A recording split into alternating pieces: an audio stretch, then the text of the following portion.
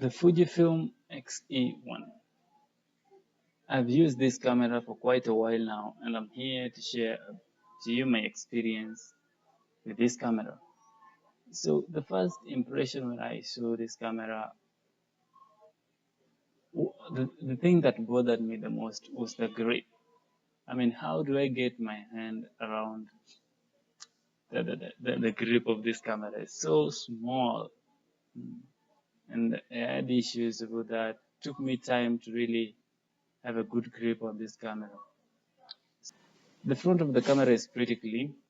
A metal lens mount, rubber grip, the X-E1 logo, and the autofocus selection switch. Yeah, the LCD is right there. Very much like the buttons you'll find in other DSLR cameras or the mirrorless cameras. Okay, the best thing about this X-E1 is the compact size. It's compact size. It is small and lighter than most DSLR cameras, and that is something you don't have to break a sweat using it. This camera also encourages you to shoot in manual or aperture priority. The menus in the X-E1 are well organized and easy to navigate.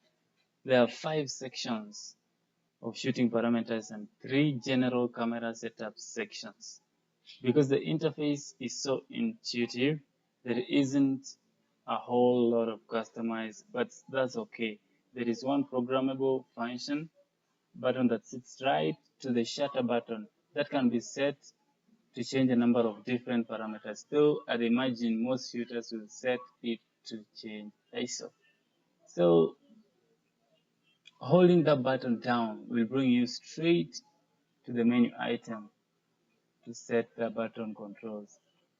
This is a nice touch. Yeah.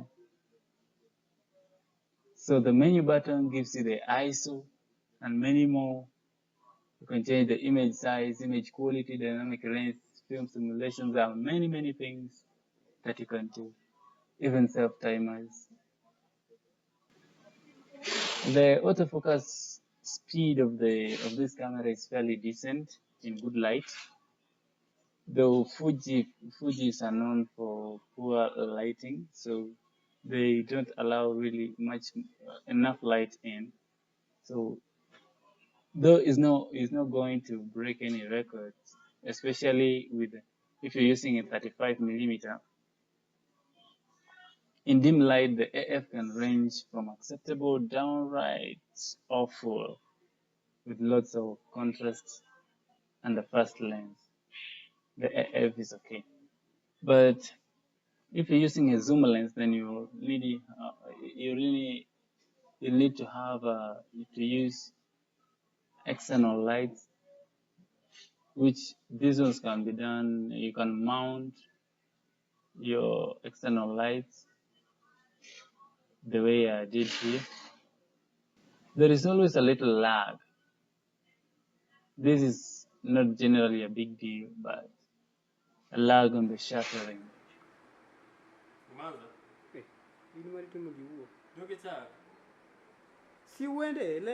Okay, now, so this is a